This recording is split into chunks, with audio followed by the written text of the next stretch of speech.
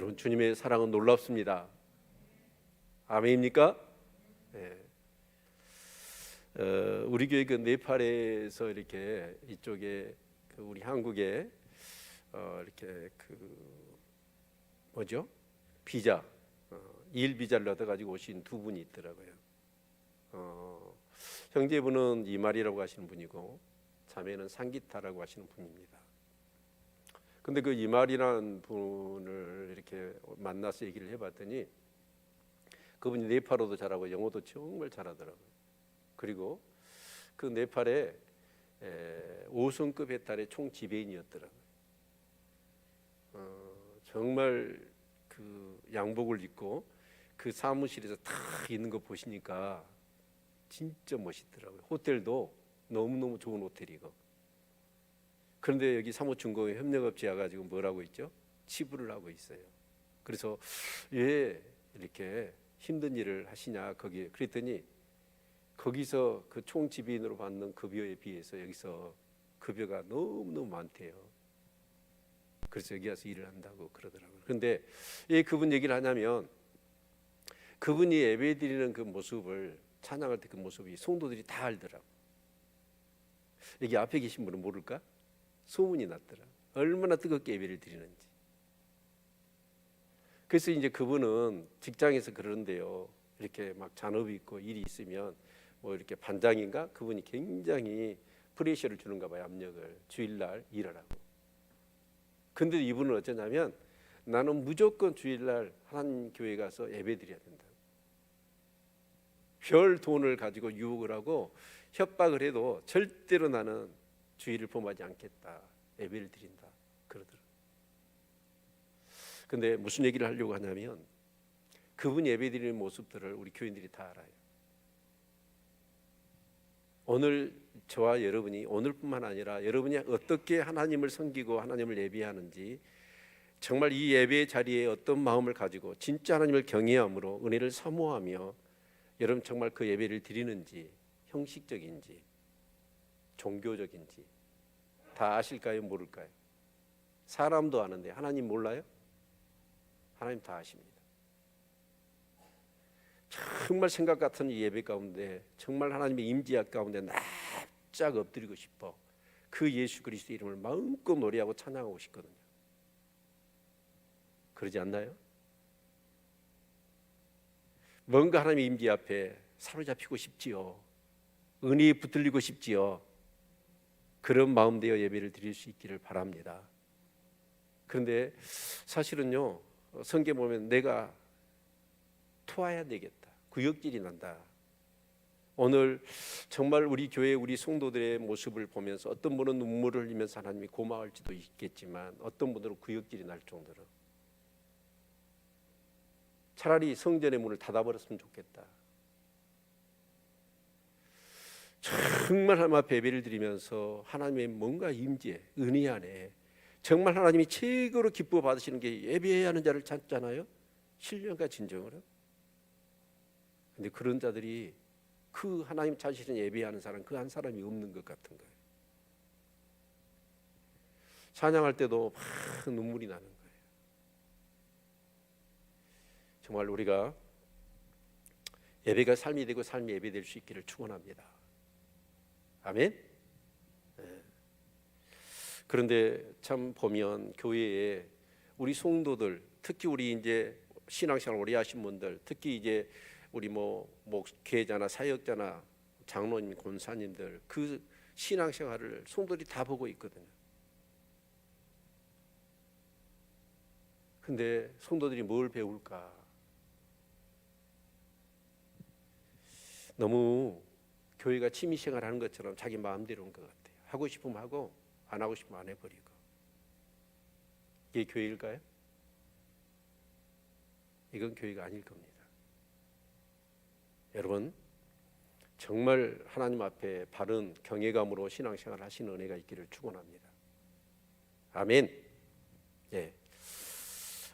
특히 우리 이사야서 이렇게 말씀을 우리가 이렇게 계속 묵상하고 있는데 사실 이사야서의 말씀이 66장까지 있잖아요. 그러다 보니까 너무 방대합니다. 그런데 사실은 우리가 이제 선지서 중에서는 가장 중요한 신학적인 내용을 너무나 균형 있게 조직적으로 갖추고 있는 말씀이 이사야서거든요. 그래서 이사야서를 욕심을 내서 지금 강의를 하고 있는데, 우리 사랑하는 성도님들이 정말 이럴 때 이사야서를 깊이 묵상하셔서 여러분 스스로도 이제 이사야서 말씀을 묵상할 때 막히는 것이 없이 더 깊은 어떤 하나님의 은혜를 깨닫는 그런 계기가 되어질 수 있기를 축원합니다. 그래서 이사야서는 몇 장이라고요? 총 66장. 그래서 39, 27 그런다고 그랬죠? 39장, 그리고 40장부터 66장 그렇게 나누면 구약과 신약으로 나눠진다고 그랬죠? 그게 이사야서를 크게 나누는 거예요. 그래서 39장까지는 구약적인 어떤 냄새가 나요. 그리고 40장부터는 신약적인 그런 맛을 우리가 느낄 수 있는 것이죠. 그것을 좀 더 세분화 시켜본다면 1장부터 12장까지는 유다의 죄와 심판이었습니다. 이건 좀 적어놓는 게 좋을 겁니다. 두고두고. 몇 장까지요?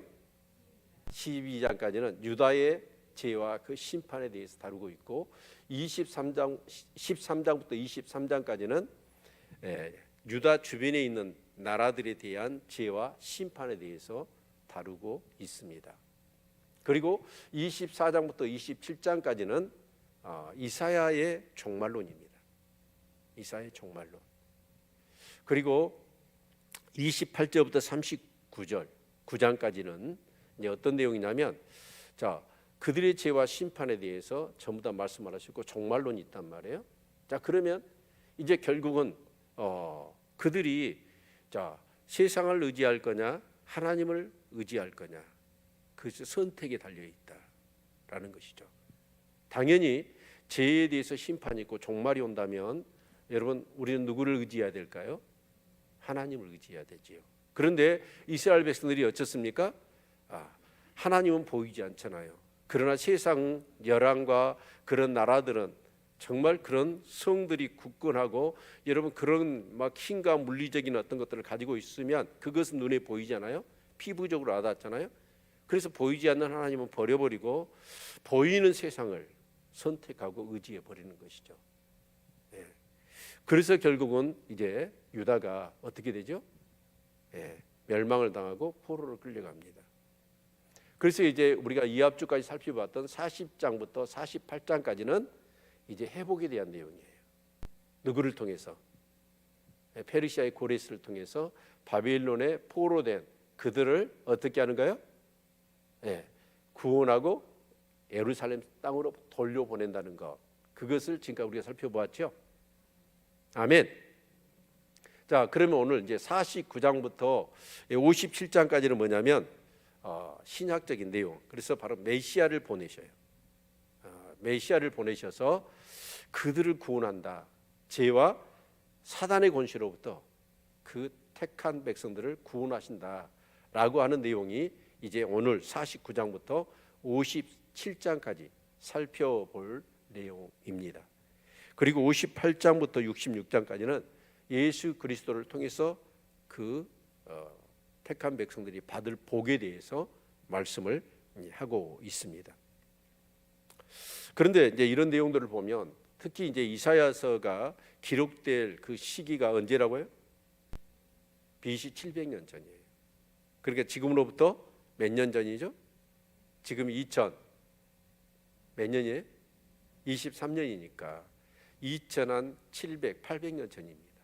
그 전에 예수 그리스도가 오셔서 어떤 일을 할 것인가라는 것을 구체적으로 성경이 말씀하고 있는 거예요.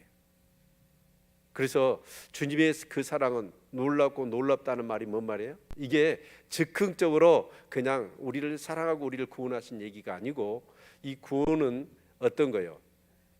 저 먼, 사실 창세기 말씀을 보면 3장 15절에 온시복음에 여자의 후손부터 얘기하고 계시죠. 그 구원의 얘기가 성경에 가득 담겨져 있잖아요.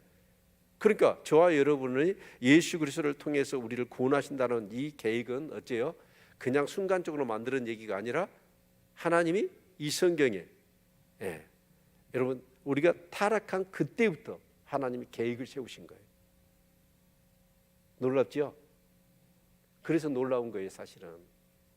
아멘입니까? 예. 그런 관점에서 이 성경을 보신다면 얼마나 이 성경이 놀라운 일입니까?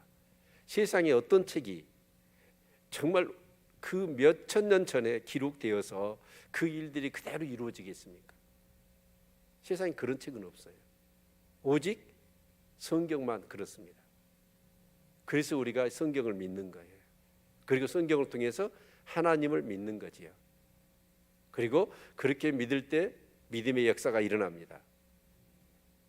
그래서 이사야를 정말 그렇게 제가 고집스럽게 지금 강해를 하고 있는 것입니다. 아멘. 여러분 하나님 말씀을 들으십시오. 이 말씀을 읽고 이 말씀이 궁금하지도 않으시나요? 잠이 와요? 예배 시작하기 전부터 지금 잠이 와요. 이건요 정말 심각한 얘기입니다. 저는요 성경을 보면 성경의 내용이 궁금해가지고 그 성경의 내용을 모르면요 잠이 안 와요. 저는 알고 싶어가지고. 아멘. 그런 은혜가 있기를 바랍니다. 자, 그래서 오늘은 뭐냐면 자 1절 같이 한번 읽어봅시다. 1절 진짜 궁금하지 않나요? 읽으면 다 아세요, 여러분? 절대 몰라요. 저도 잘 몰라요. 그런데 저는 성경을 연구하고 준비를 했잖아요. 그러니까 알아요. 그걸 알려주는 거예요, 여러분한테.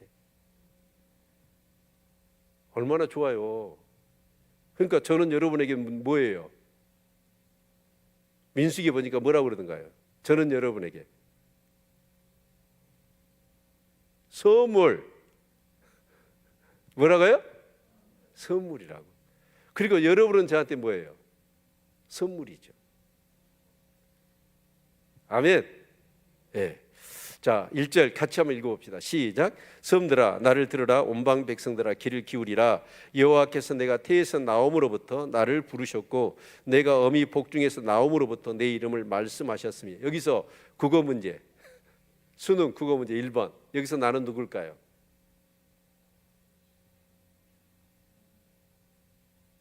누구일 것 같으세요? 여러분이 진짜 지금 그 수능 친다고 생각하고 한번 이 문제를 풀어보십시오. 누구예요? 아까 49장에서부터 뭘 얘기한다고 그랬죠? 메시아 예수 그리스도. 그럼 누굴까요? 나는 예수님입니다. 메시아예요. 아멘. 예. 그래서 다시 읽어볼까요? 섬들은 대부분 섬을 얘기할 때는 나라들을 얘기하지. 그래서 나라들아 나를 들으라. 누구를 들으라? 예수 메시아를 들으라. 온방 백성들아 귀를 기울이라. 그 온방의 많은 백성들아 귀를 기울여요. 누구한테? 예수 그리스도에게. 예요. 예수 그리스도만이 그들에게 뭘 줄 수 있으니까? 구원을 줄 수 있으니까. 아멘. 네. 귀를 기울이라. 여호와께서 내가 태에서 나옴으로부터 나를 부르셨고 내가 어미 복중에서 나옴으로부터 내 이름을 말씀하셨으며. 그러니까 예수님은 어쩌냐? 그 엄마 뱃속에 있기 전에서부터 하나님이 그를 부르셨어요. 부르셨다는 거예요. 왜 부를까요? 네, 목적이 있었어. 저와 여러분도 하나님이 부르셨잖아요. 선택하여 부르셨다고 그랬잖아요. 무엇 때문이에요? 목적이 있는 거지요. 먼저는 하나님을 영화롭게 하고, 둘째는 세상 사람들한테 복음을 전해서 우리를 통하여 그들을 구원코자 하는 세상의 빛과 소금 아닙니까? 그러듯이 하나님도 어쩌냐? 예수 그리스도를 불렀어요. 불러. 예, 무엇을 위해서 불렀을까요? 우리의 인류의 구원자가 되시도록. 아멘. 예. 그래서 2절에 보면 내 입을 날카로운 칼같이 만드시고 나를 그 손그늘에 숨기시며 나로 마강한 살을 만드사 그 존통에 감추시고. 그래서 내 입을 날카로운 칼같이 만드시고. 예수님은 누구세요? 말씀이 육신이 되어 우리 가운데 거하심에 우리가 뭘 보았다? 하나님의 영광을 보았다고 그랬죠. 말씀이 육신이 되어 우리 가운데 오신 분이 예수 그리스도입니다. 그러니까 예수 그리스도는 누구냐면 말씀이에요. 믿으십니까? 말씀대로 그분은 오셨어요. 말씀대로 오셔서 그분이 말을 하거나 어떤 사역을 할 때 그 모든 것은 요한복음 17장에 보면 뭐라고 말씀하시는가? 예수님이 내가 한 말이나 내가 한 일은 내가 절대로 임의로 하지 않고 하나님이 하라고 한 말과 하나님이 하라고 하신 일 외에는 내가 일치하지 않았다는 거예요. 아멘. 네. 그래서 예수님은 어쩌냐? 우리 인류를 구원하시기 위해서 부르셨고, 그리고 그 부르심을 따라서 이 땅에 오셨고, 오셔서 그분은 그 하나님의 말씀 그대로 사역들을 감당하셨습니다.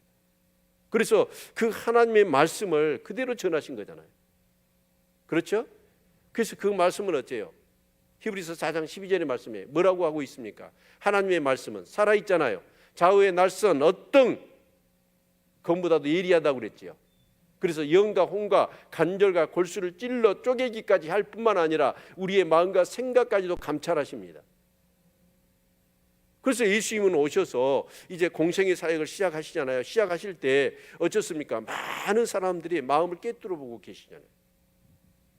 예수님을 함정에 집어넣기 위해서 현장에 간음한 여인을 잡아다가 정말 그 모세의 법에 의하면 돌로 치라고 했는데 당신은 어떻게 하려? 그러고 묻잖아요. 돌로 치라기도 문제가 되고 그냥 놓아주라고 해도 문제가 되어지잖아요.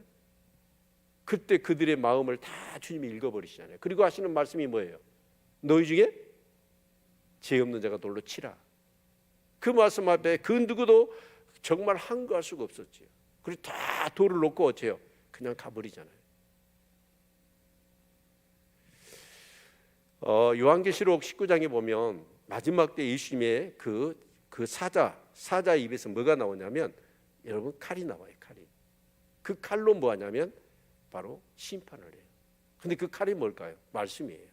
말씀의 기준에 근거하여 여러분 철저한 심판이 공의로 이루어질 것입니다.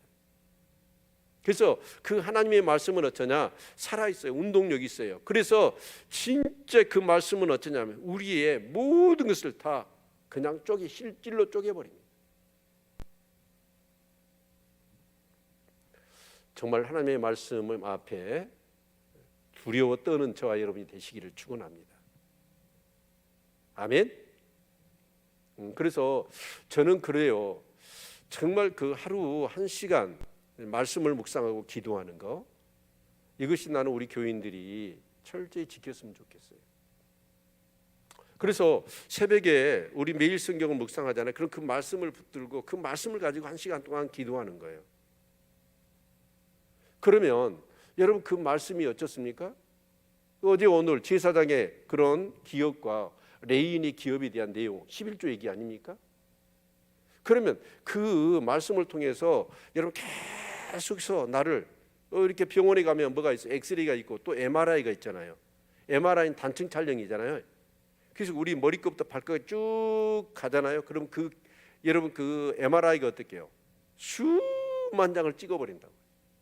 우리 몸을 단층으로 해가지고. 그래서 그 안에 기본적인 우리의 어떤 그런 구조가 아닌 잘못된 구조가 있으면 그걸 다 잡아냈잖아요. 그러듯이 하나님의 말씀은 뭐예요? 살아있어요. 그래서 우리 안에 들어오면 어쩌냐? 우리를 가만두지 않습니다. 정말 하나님의 뜻과 정말 모순되거나 잘못되거나 거역하거나 정말 잘못된 생각이나 가치관이나 그런 감정이 내 안에 도사리고 있어요. 암세포처럼. 그래서 그것이 나를 죄악 가운데로 몰아넣는단 말이에요. 그런데 하나님의 말씀을 묵상하면서 그 말씀으로 나를 쭉 MRI 찍듯이 다 찍어내요.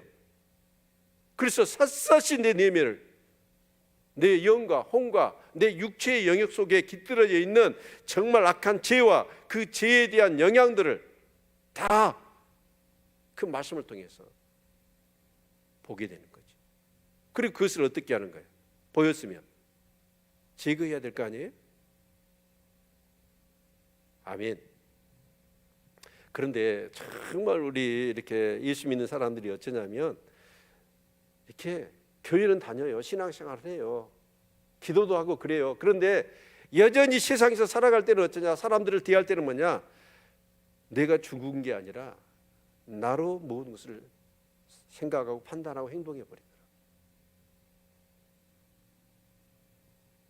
정말 말씀이 살아있다면 그 말씀이 살아서 내 혼과 관절과 골수를 찔러 쪼개야 되잖아요. 그래서 그런 모든 것들을 다 해부하고 정말 하나님과 반하는 생각들이 있고 감정이 있고 그런 어떤 잘못된 것 가치관이 있다면 싹 제거해내야 되잖아요. 그런 은혜가 있기를 바랍니다. 하나님의 말씀은 능력이 있습니다. 아멘. 그래서 주님이 사역을 하실 때 어쨌든가요, 그 누군들 어떤 의도를 가지고 주님을 그렇게 공경에 몰아넣으려고 하지만 여러분 정말 주님을 어찌할 수 없었습니다. 그리고 주님이 말씀하시면 정말 심령이 가난한 자는 어째요? 그 말씀에 그냥 회개하고 그러면서 그 심령이 그렇게 돌이켜졌던 것을 우리가 알 수가 있지요. 그리고 또한 마강한 살을 만들어 그 전통에 감추셨다. 이렇게 계시록에 보면 또 그 주의 사자에게서 활을 쏘아야 활이 뭐예요? 그 사단의 공격을 어떻게 해요? 정말 이렇게 막아내고 그 사단을 넘어뜨릴 수 있는 그 힘이잖아요. 능력이고. 그래서 예수님은 그렇게 해서 성령의 능력을 믿고 이 땅에 오신 거죠. 오셔서 이제 그 사역들을 하나님이 인류를 구원하시기 위한, 죄와 사단의 권세로부터 인류를 구원하시기 위한 그 사역을 이렇게 하시는 것이죠. 그래서 3절에 보면 내게 이르시되 너는 나의 종이요 내 영광을 나타낼 이스라엘이라 하셨느니라. 그래서 정말 하나님은 예수 그리스도를 어떻게 얘기하셔요? 나의 종이요 내 영광을 나타낼 이스라엘이라 라고 말씀하신다는 거예요. 아멘.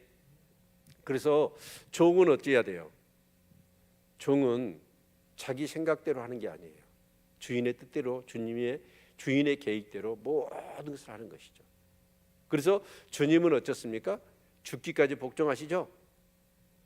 그래서 그 하나님이 부르시고 보내신 그 사역을 하나도 불순종하거나 자기 어떤 그런 의지를 갖거나 자기 감정을 가지고 거스르지 않고 정말 그 골고다의 그 겟세마네 동산에서 이 잔을 내게서 옮겨달라고 하는 그 기도는 했지만 내 뜻대로 마옵시고 아버지의 뜻대로 되기를 원합니다 라고 하면서 그 십자가의 죽음까지 죽으시잖아요.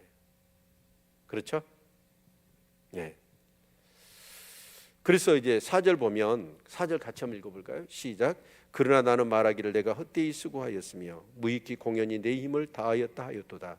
정령이 나의 신원이 여호와께 있고 나의 부흥이 나의 하나님께 있느니라. 그러나 나는, 이제 주님이 말씀하시는 거예요. 메시아가 뭐라고 얘기하냐면 나는 말하기를 내가 헛되이 수고했다. 무익히 공연히 내 힘을 다하였다 하였도다. 그러니까 예수님이 이제 그 사역들을 하셨잖아요. 공생의 사역 속에 제자들을 모으고 정말 그 예수님의 3대 사역이 있잖아요. 뭐죠? 가르치고 또 복음을 전하고 귀신을 쫓아내고 병든 자를 고치시고 이런 사역들을 감당하시죠. 이제 이런 사역들을 주님이 이렇게 감당하셔요. 감당하셨는데 그 주님의 엄청난 능력을 가지고 성공했어요? 실패했어요? 네? 실패했잖아요. 예수님이 사역을 실패했어요. 그 엄청난 능력을 가지고 여러분 정말 유대를 완전히 확 뒤집어 놔야 되잖아요. 근데 그러지 못하셨어요. 그리고 제자들도 어째서요? 12명 뽑아놨는데 그래서 3년 동안 훈련을 시켰잖아요. 근데 그 제자들이 어째서요? 한 놈은 주님 팔아버리고 한 놈은 주님을 3번이나 경고했음에도 불구하고 부인해버리고 그리고 나머지는 다 주님 버리고 떠나버렸잖아요.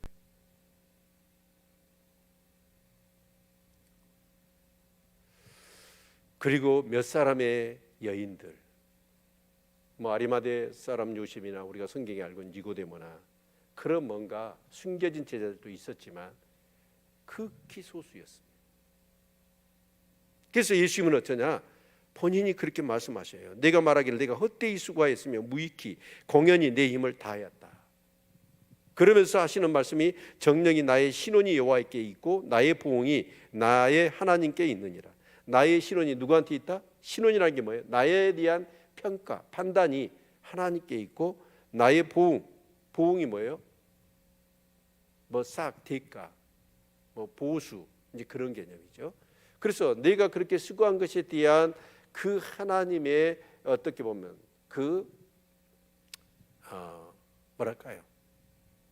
수고한 것에 대한 대가, 그 평가, 그런 모든 것들이 열매가 결국 누구한테 있다?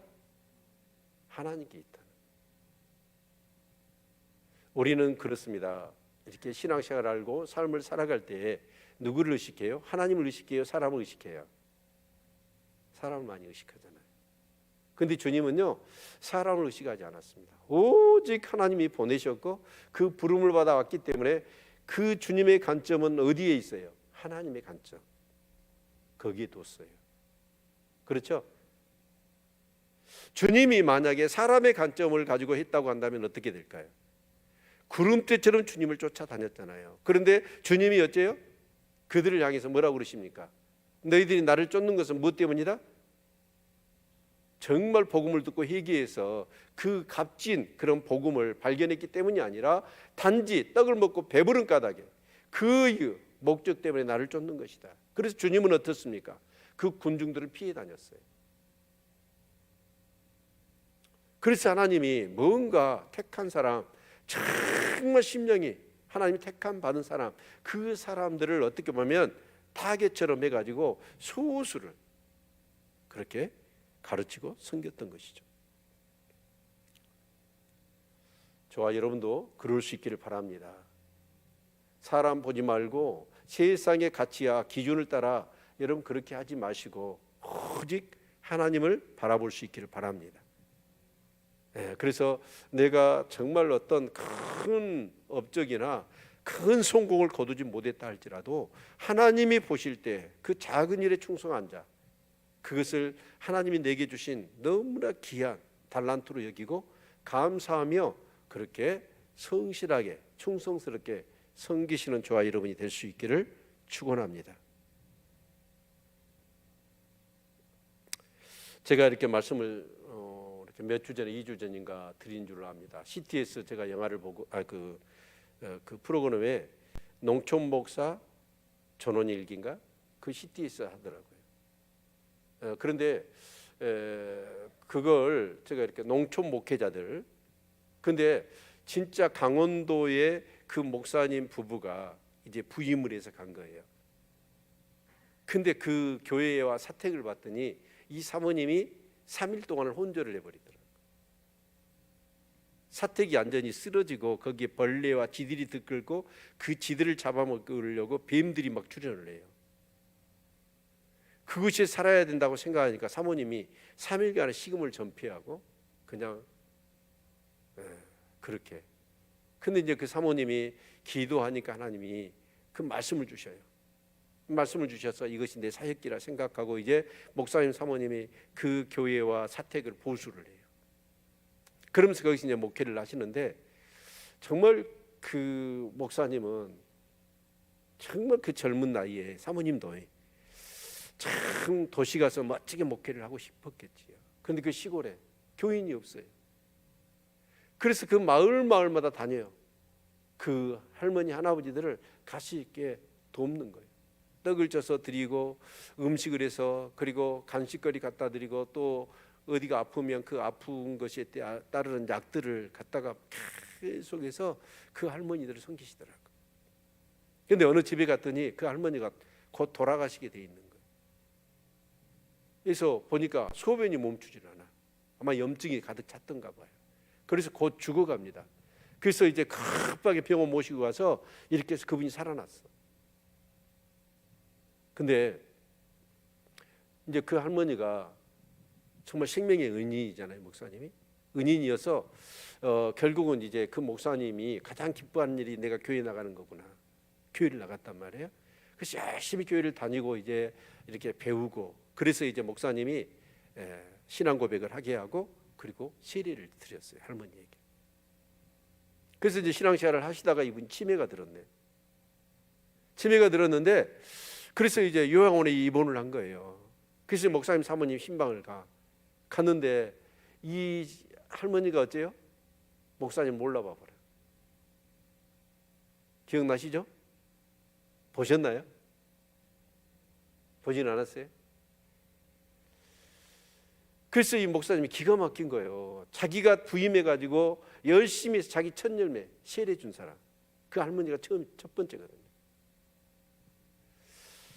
그래서 아니 저 목사라고 제가 집에 갈 때마다 배지밀 뒤어가지고 저한테 따뜻하게 내주시지 않았냐고 그러면서 얘기를 해요. 그러니까 아니 모른대요 도대체.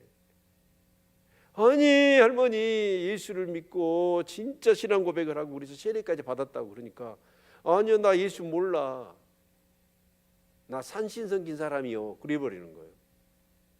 그러니까 이 목사님이 핸드폰을 꺼내가지고 세례를 받을 때 그걸 찍어놨어. 그걸 보여주는 거예요. 그러니까 할머니가 나 맞네 그러는 거예요. 이제 기억나세요? 그런데 모른대요. 예수를 모른다고 해버려. 그때 그 목사님이 거기서 통곡을 해버리더라. 나 그 순간에 그냥 눈물이 나더라고요. 어떻게 보면 이렇게 큰 목회를 하고 성공을 하는 것 같지만 어떻게 보면 시골에서 한 영혼 바라보고 정말 그 한 영혼에 대해서 울부짖고 통곡하는 정말 그런 목사님들이 많아요. 예수님도 그 능력 가지고요 멋지게, 그래서 형제들이 그러잖아요. 아니 시골 갈릴리에서 썩지 마시고 저 예루살렘으로 가셔서 뭔가 당신 뜻을 이루십시오. 그러면서 막 수도 예루살렘으로 가라고 그러잖아요. 예수님은요 실패한 것 같았어요. 그런데 실패했을까요? 아니죠. 예. 5절 같이 한번 읽어보겠습니다. 같이 읽죠. 시작. 나는 여호와 보시기에 존귀한 자라. 나의 하나님이 나의 힘이 되셨도다. 다시 야곱을 자기에게로 돌아오게 하시며 이스라엘을 자기에게로 모이게 하시려고 나를 태에서 나옴으로부터 자기 종을 삼으신 여호와께서 말씀하시니라. 그가 가라사대 네가 나의 종이 되어 야곱의 지파들을 일으키며 이스라엘 중에 보존된 자를 돌아오게 할 것은 오히려 경한 일이라. 내가 또 너로 이방의 빛을 삼아 나의 구원을 베풀어서 땅끝까지 이르게 하리라. 자기가 볼 때는 실패한 것 같았어요. 무익히 공허하게 힘을 다한 것 같았어요. 그런데 하나님이 뭐라고 그러시냐면 하나님이 정말 그 부르시고 보내신 바대로 그 일들을 온전히 이루신다는 거예요. 첫 번째는 뭐예요? 먼저 야곱, 그 이스라엘 족속이 다 하나님께로 돌아온다는 거예요. 아멘. 네, 어떤 자들이요? 전체가 아닙니다. 보존된 자들. 고레스도 그렇잖아요. 고레스도 어째요? 정말 이스라엘을 통해서 이런 일이 일어나고 이런 일이 일어나고 이런 일이 일어나고, 그래서 어느 날 고레스가 너희들 돌아가라, 성전 지어서 하나님 섬겨라, 그 얘기를 할 거다. 그럼 너희들은 다 돌아가라. 근데 몇 명 돌아왔다고요? 42,360명. 그 자들이 보존된 자들이 남은 자라고 그러죠. 그런데 그 예수님 당시에도 그 유대에 있는 모든 유대인들이 다 예수를 믿었을까요? 아니에요. 사도행전 13장에 보면 사도 바울이 복음을 전하잖아요. 복음을 전할 때마다 여러분 정말 루스드라에 가서 사도행전 13장에 사도 바울의 설교가 어떻게 보면 가장 구속사적인 설교 중에 탁월한 설교입니다. 근데 그 설교를 냈더니 그 루스드라의 그 많은 사람이 너무 은혜를 받았어요. 은혜를 받고 내일 또 그 말씀을 전해주라 그런 거예요. 그러니까 사도 바울이 오케이. 그리고 그 다음날 봤더니 사람들이 그 마을에 있는 그 도시에 있는 사람들 다 데리고 왔어. 근데 그럴 때 시기한 사람이 있죠. 누구예요?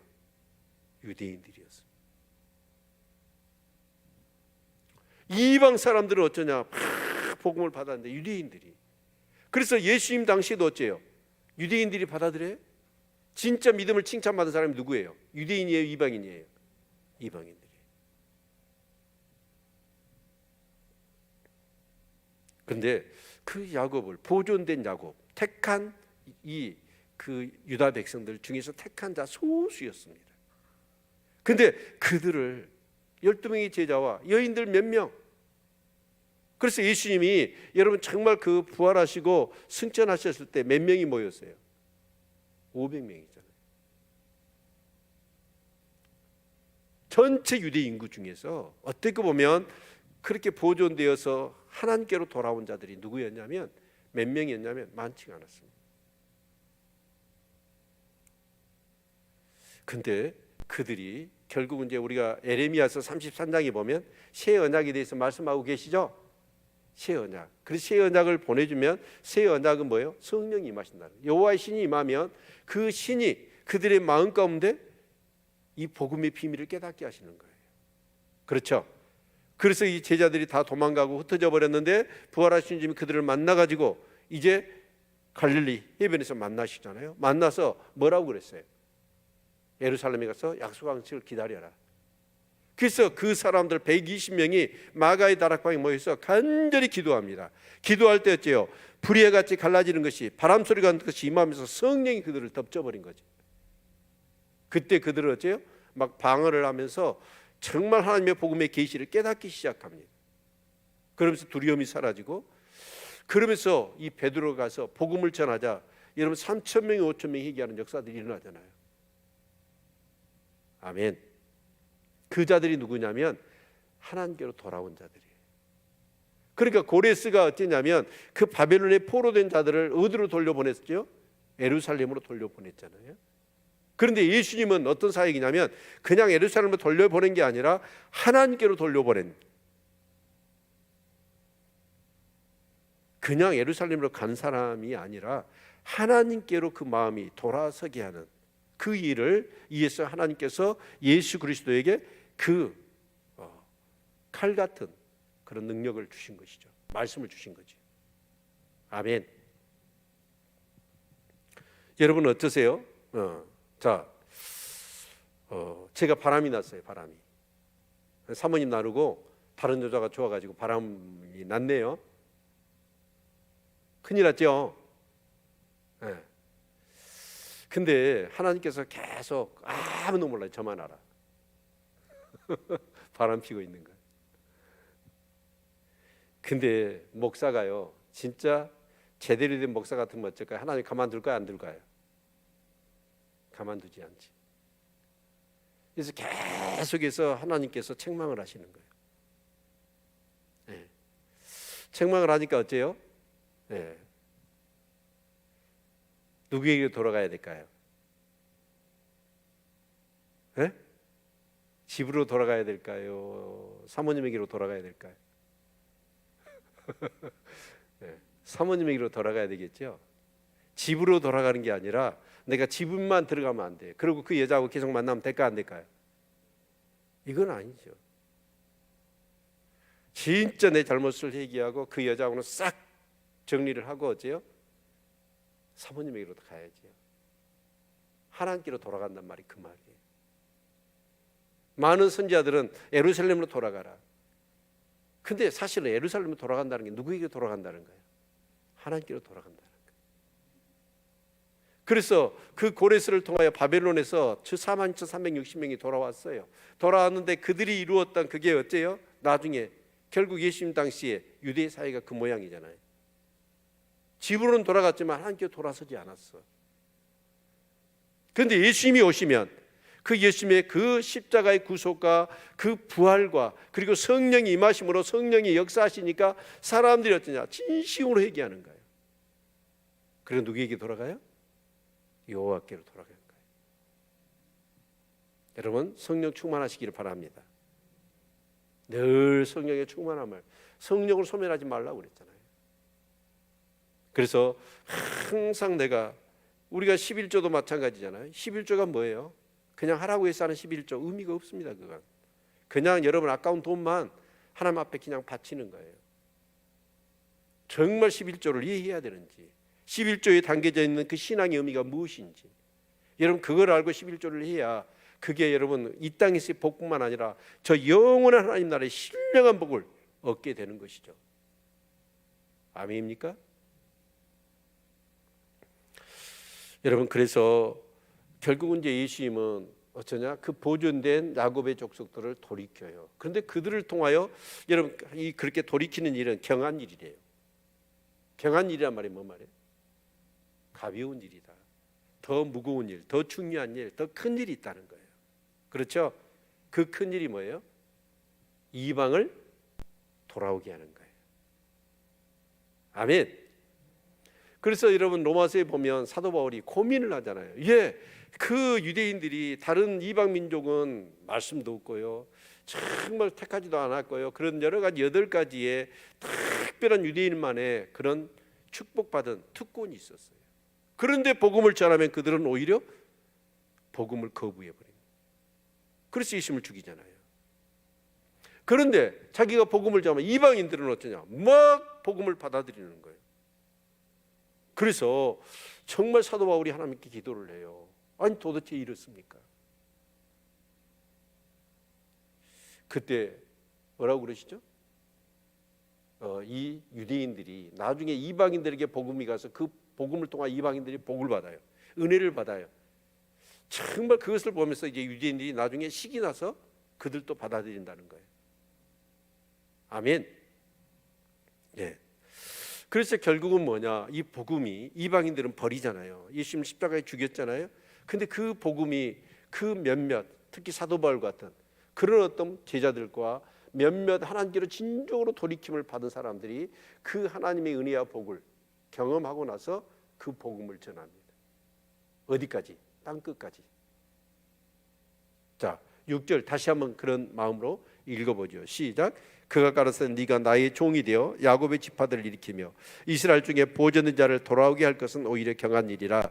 내가 또 너로 이방의 빛을 삼아 나의 구원을 베풀어서 땅끝까지 이르게 하리라. 아멘. 그래서 땅끝까지 가서 그 이방인들의 빛이 돼서 이방인들이 돌아오게 될 것이다 라는 거예요. 그런데 이 일을 BC 700년 전에 이사야가 예언해 놨어요. 그 일이 지금 일어났어요, 안 일어났어요? 일어났잖아요. 그럼 정신이 번뜩 안 드세요? 여러분 진짜 우리는 성경을 너무 이렇게 보니까 막 아까 우리가 찬양할 때도 주님의 그 사랑은 놀랍고 놀랍다고 그랬잖아요. 여러분 놀랄 때 진짜 여러분 뭔가 막 놀랐을 때 소스라쳐 놀란 마음으로 그 찬양했나요? 너무 많이 듣다 보니까 달아져가지고 놀라지도 않아요. 아니 이런 말씀을 보면 세상에 세상에 이런 책이 어디가 있습니까?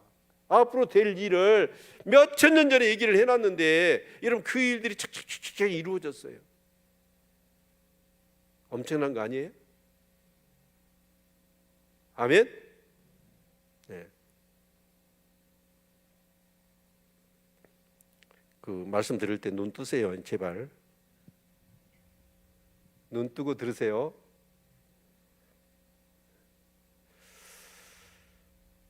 (7절) 같이 읽겠습니다. 시작. 이스라엘의 구속자 이스라엘의 거룩한 자이신 여호와께서 사람에게 멸시를 당하는 자 백성에게 미움을 받는 자 간원들에게 종이 단 자에게 이같이 이르시되 너를 보고 열왕이 일어서며 방백들이 경배하리니 이는 너를 택한 바 신실하신 나 여호와 이스라엘의 거룩한 자를 인함이니라.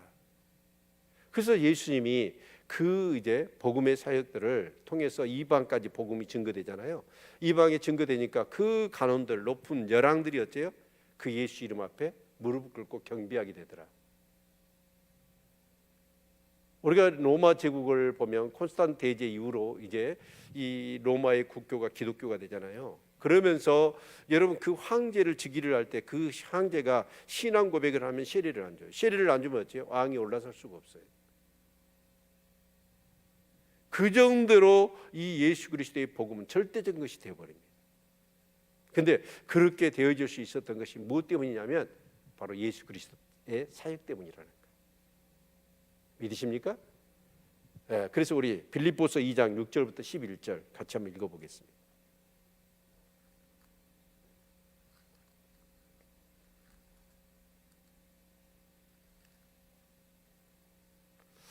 (2장 6절부터 11절) 같이 한번 읽지요. 같이 읽겠습니다. 시작. 그는 근본 하나님의 본체시나 하나님과 동등됨을 취할 것으로 여기지 아니하시고 오히려 자기를 비워 종의 형체를 가져 사람들과 같이 되었고 사람의 모양으로 나타나셨으며 자기를 낮추시고 죽기까지 복종하셨으니 곧 십자가에 죽으심이라. 이러므로 하나님이 그를 지극히 높여 모든 이름 위에 뛰어난 이름을 주사 하늘에 있는 자들과 땅에 있는 자들과 땅 아래 있는 자들로 모든 무릎을 예수의 이름에 꿇게 하시고 모든 입으로 예수 그리스도를 주라 시인하여 하나님 아버지께 영광을 돌리게 하셨느니라. 아멘. 하나님은 어떤 분이셔요? 근본 하나님의 본체셔요.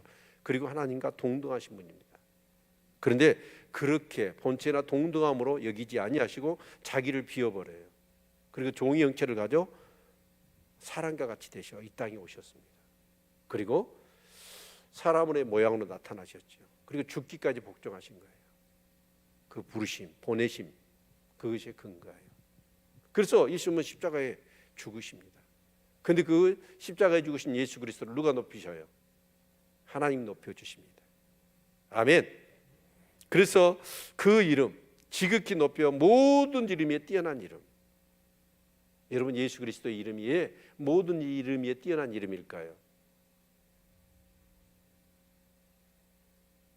예?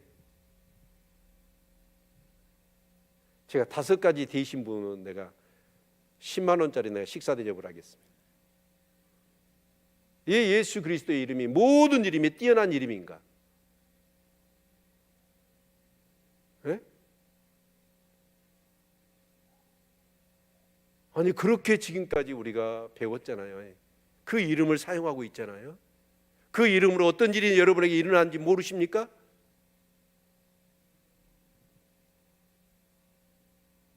예수 그리스도의 이름으로 제사함 받잖아요. 예수 그리스도의 이름 외에는 제사함을 받을 수 있는 길이 없어요. 그래서 오직 예수 아닙니까? 예수 그리스도의 이름으로 기도하잖아요. 기도가 응답돼요. 예수 이름으로 성령을 받는 거예요. 믿으십니까? 그 예수 그리스도 나는 길이요 진리요 생명이니 나로 말미암지 않고는 아버지께로 갈 자가 구원도 예수 그리스도의 이름 외에는 없어요. 아멘입니까? 그래서 여러분 모든 이름, 여러분 너희가 내 이름으로 뭐예요? 귀신을 쫓아내잖아요. 귀신을 쫓아내는 것도 누구 이름으로? 예수 이름으로. 여러분 또 어째요? 새 방언을 말하는 것도 누구 이름으로? 예수 이름으로. 뱀을 지미며 정갈을 잡고 독사의 피를 뭐요? 뭐라고 그랬어요? 네. 그 병든 자에게 손을 얹으면 누구 이름으로? 예수 이름으로. 손을 얹으면 낫는다잖아요. 뱀을 주면 무슨 독을 맞을지라도 해를 받지 않는 것도 누구 이름으로? 예수 이름으로. 정말 우리가 예수 이름을요 사용을 안 해. 그러니까 예수 이름이 얼마나 존귀하고 얼마나 천하에 그 어떤 이름보다도 귀한 이름인지를 몰라. 하나님은요 그 예수 그리스도를 모든 이름에 뛰어난 이름을 주신 거예요. 믿으십니까? 여러분이 한계 상황에 몰리고 절박한 상황에 몰렸을 때 여러분을 구하시고 여러분의 그 기도를 응답하신 그 이름이 누구 이름이에요? 예수 이름이에요. 내 이름은 잊어버려도 그 예수 이름을 잊어버리면 큰일 납니다.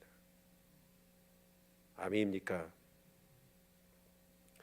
그래서 그 뛰어난 이름, 그래서 그 이름 앞에 모두가 무릎을 꿇는 거예요. 세상의 열왕들이, 열 군왕들이 전부 다 그 예수 앞에 무릎을 꿇는 것이죠. 그 예수를 정말 우리가 믿고 산다는 것은 축복이죠. 믿으십니까? 내 안에 불같은 그런 어떤 인간의 욕정이 막 드글드글하고 분노가 치밀고 여러분 그럴 때도 여러분 그것을 다스릴 수 있는 게 누구 이름이에요? 예수 이름이에요. 그 예수님의 권세를 사용할 수 있기를 축원합니다. 아멘. 예. 정말 예수님은 공허히 정말 무익하게 힘을 다했고 헛수고한 것 같았어요. 그런데 하나님은 어떻습니까? 오직 하나님만 바라보며 예수님이 죽기까지 복종하심으로 그 일들을 감당했더니 하나님께서는 그 예수 그리스도의 그 사역과 그 이름을 그렇게 높여주신 거지. 그런 은혜가 있기를 축원합니다. 저와 여러분도 신앙생활을 해요. 뭔가 손에 안 잡혀요. 눈에 보이는 거 없고 귀에 들리지 않아요. 그래서 정말 어쩔 때는 긴가민가 하면서 지치고요. 힘들 때도 있어요. 정말 우리가 하는 것이 너무나 미미하고 연약한 것 같아요. 그런데 예수님처럼 오직 하나님 바라보며 여러분 꿋꿋하게 그 일을 충성스럽게 감당하시기를 바랍니다. 그러면 그 일을 하나님이 통해서 영광을 받으시고 놀라운 일을 이루실 줄로 믿습니다. 그게 나비 효과라고 그러잖아요. 저기 뉴욕에서 나비가 한 마리가 막 날개짓을 했어. 근데 그 날개짓한 그것이 어느 나라에 가서는 태풍이 된다는 거예요. 내가 미미하고 연약하고 지금 뭔가 주님을 위해서 하고는 있지만 정말 성공한 것 같지도 않고 큰일 같지도 않아요. 그럼에도 불구하고 하나님 바라보며 묵묵히 그 일들을 해나갈 때 하나님 그 일을 통해서 기적을 일으키신다는 거예요. 그런 은혜가 있기를 바랍니다. 허황에 빠져가지고 지금 작은 일 그것을 그냥 정말 하찮은 일로 여기면서 큰 일만 생각하고 여러분 허황기만 들어가지고 그것만 추구해가지고 절대 하나님의 나라의 역사는 그렇게 이루어지지 않습니다. 그리고 이제 8절부터는 사실은 이제 그 예수 그리스도께서 그 사역을 하실 때에 하나님의 그 도우심이 있는 거예요. 그래서 정말 그 예수 그리스도의 사역을 통하여서 그 많은 사람들이 구원의 은총을 경험하게 되고 정말 그 강야 같은 그런 삶 속에서 정말 그 하나님의 놀라운 함께 하시는 은혜들을 통해서 그들이 결국은 승리하고 회복될 것이다 라고 하는 그런 내용이 담겨져 있습니다. 그래서 8절 보면 여호와께서 또 가라사대 은혜의 때에 내가 내게 응답하였고 구원의 날에 내가 너를 도왔도다. 내가 장차 너를 보호하여 너로 백성의 언약을 삼으며 나라를 일으켜 그들로 그 항모하였던 땅을 기업으로 상속케 하리라. 보라 지금은 구원의 딸이요 보라 지금은 은혜 받을. 그 말씀이 여기서 나온 거잖아요. 아멘. 예수 그리스도가 오셨잖아요. 오셔서 복음의 역사를 이루셨어요. 그러니까 지금은 어떤 때예요? 구원받을 때고 지금은 은혜 받을 때예요. 그 예수 그리스도를 통하여 이 구속의 역사를 다 이루시고 나서 이제 사람들에게 복음을 전할 때 사람들이 어째요? 구원받을 때요, 은혜 받을 때라는 거예요.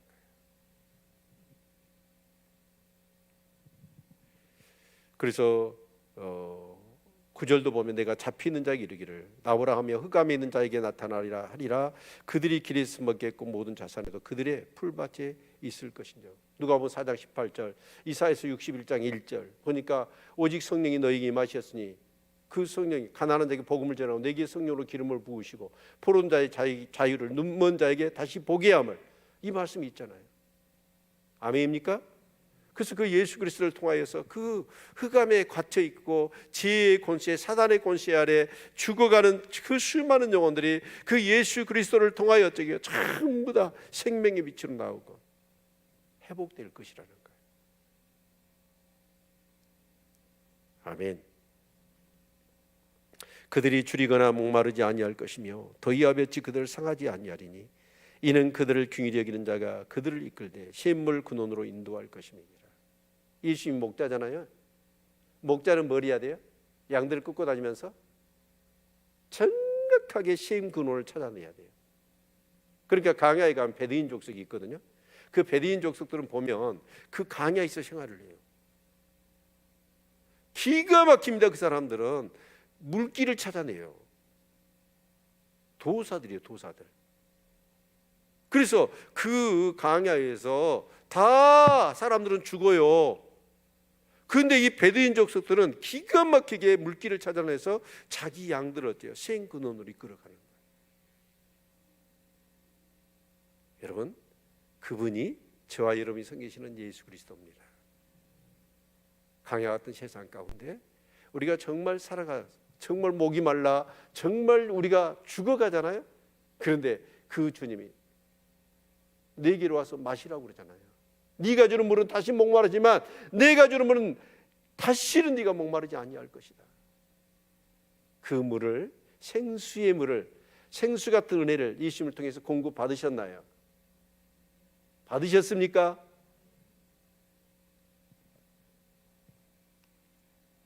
그리고 11절 내가 나의 모든 산을 길로 삼고 나의 대로를 도두리니. 그래서 산들이 가로막혀 있어요. 복음을 증거하고 정말 하나님의 나라를 확장시켜 나아갈 때 어쩌습니까? 엄청난 대적들이 일어나요. 산이 뭐예요? 대적이에요, 대적. 그래서 스룹바벨이 정말 스룹바벨 큰 대사나 스룹바벨 앞에서 평지가 될지어다. 그 복음의 길을 가로막고 있는 큰 권세들, 대적들이 있어요. 그런데 어떻게 해요? 그 예수 그리스도의 복음 앞에 그런 모든 대적들이 평지가 될 거라는 거예요. 거기에 길이 날 거라는 거예요. 참 여러분 선교사들 보십시오. 리빙스턴 같은 경우 그 밀림 정글 속 길이 나지 않았잖아요. 근데 그것을 뚫고 가서 뭘 만들어요? 생명의 길, 복음의 길을 만들어내잖아요.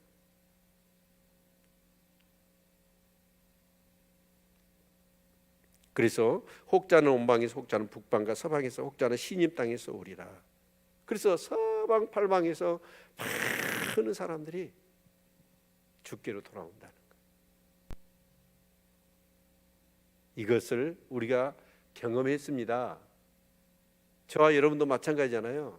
이스라엘 여기서 비행기 타면 몇 시간 걸려요? 여러분 그냥 산이 아니에요. 바다를 대를 건너야 돼요. 산맥을 몇 개를 건너야 하고 나라를 몇 개를 건너야 돼요. 그런데 그 복음이 이 조선 땅에 우리 대한민국 땅에 왔잖아요. 그 저와 여러분 예수 믿는 거 아니에요?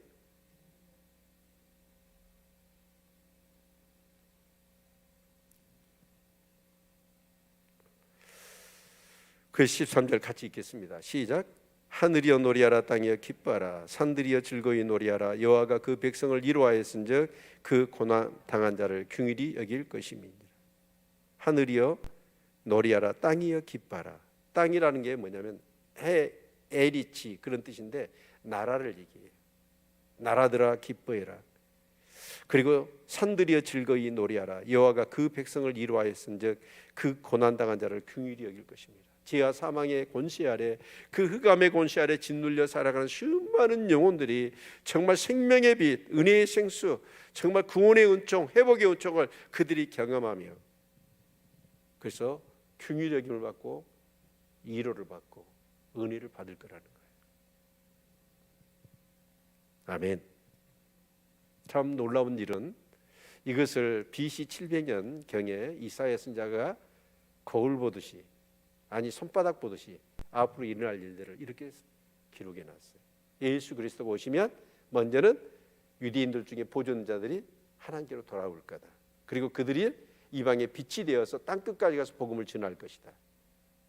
그러면서 그 복음을 전함으로 인하여 흑암과 어둠의 권세 아래 있는 수많은 사람들이 정말 생근원으로 나오고 은혜의 생수 앞으로 나와 그들이 흑암의 권세를 벗어버리고 회복과 자유를 경험하게 될 것이다. 근데 이게 그대로 이루어졌잖아요. 그래서 저와 여러분이 믿는 예수 그리스도는 여러분 누가 꾸며낸 얘기가 아니에요.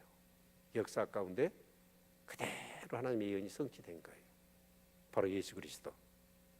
믿으십니까? 안타깝게도 이제 이 복음이요 이제 이렇게 쭉 증거되잖아요. 그래서 서진 운동을 계속했어요. 그래서 유대 땅에서 어디로 갔죠? 터키 땅을 지나 소아시아를 지나 저기 로마를 지나 그 유럽의 나라를 지나 청교도를 통하여 아메리카로 가지요. 아메리카에서 많은 선교사들이 우리나라에 왔어요. 중국으로 건너가죠. 그 중국에서 탄탄한 나라들 소련이 무너지면서 그 나라들을 쭉 가면서 이 남북 진자 운동을 하면서 복음이 쭉 돌아서 어디로 가고 있어요 지금?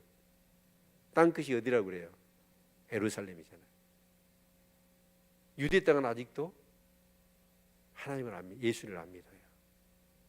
그 나라들. 근데 그 지금은 많은 선교사들이 타켓을 이스라엘을 잡고 있어요. 가서 복음을 전해요. 그래서 이스라엘 사람들이 많이 지금 예수 그리스도를 믿는 엘리야 운동이 일어난다고 그러죠. 아멘. 그런데 놀라운 것은 뭐냐면 복음이 막 갈 때 복음이 막 오잖아요. 그러면 엄청난 부흥이 일어나요. 부흥이 일어나는데 부흥의 파도가 팍 일어났다가 어째요? 부흥의 파도가 쭉 꺼져요. 근데 그 복음은 어쩌냐? 또 다른 곳을 가서 팍 부흥을 일으켜요. 그리고 그것은 또 꺼져요. 지금 우리나라가 어째요? 부흥의 파도가 한껏 올랐다가 꺼지고 있는 거예요.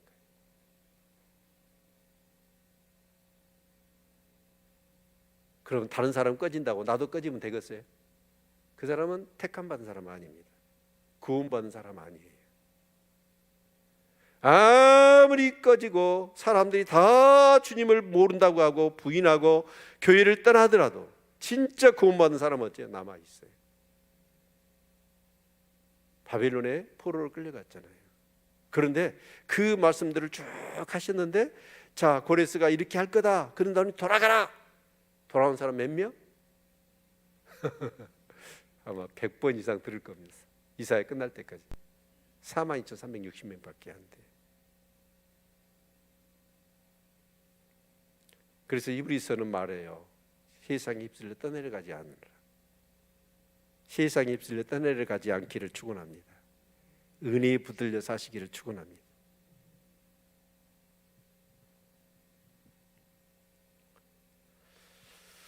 참 하나님의 말씀은 깊이 이렇게 묵상하면 할수록 놀랍기만 하고 너무 신비롭기만 합니다. 그로 인하여서 제 안에 결정이 다이아몬드 같은 결정체로 남는 건 믿음입니다. 오직 예수밖에 없다는 믿음. 승리하시는 저와 여러분이 될 수 있기를 축원합니다. 기도할까요?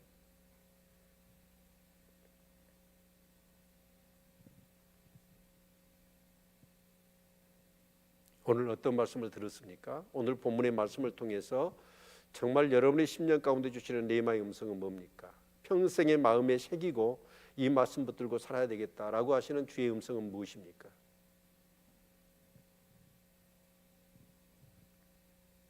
사람 보지 맙시다. 하나님 보고요. 신앙생활 합시다. 내가 하는 일이 정말 연약하고 너무나 초라하고 뭔가 확신 있게 잡히지 않는다 할지라도 내 주어진 자리에서 최선을 다해서 성실하게 하나님 섬깁시다. 예수님도 실패한 것 같았어요. 무익히 공연히 내 힘을 다한 것 같았어요. 그런데 죽기까지 순종하고 그 주어진 일에 성실하다 보니까 그 일을 통해서 하나님이 결국 이루시기를 원하시는 모든 일을 이루셨습니다. 내가 하는 행동 하나가 여러분 작은 것 같지만 아닙니다. 온전한 순종을 우리가 감당한다면 그걸 통해서 하나님은 정말 큰 영광을 받으실 줄로 믿습니다. 우리 기도합시다. 하나님, 하나님을 바라볼 수 있는 영적인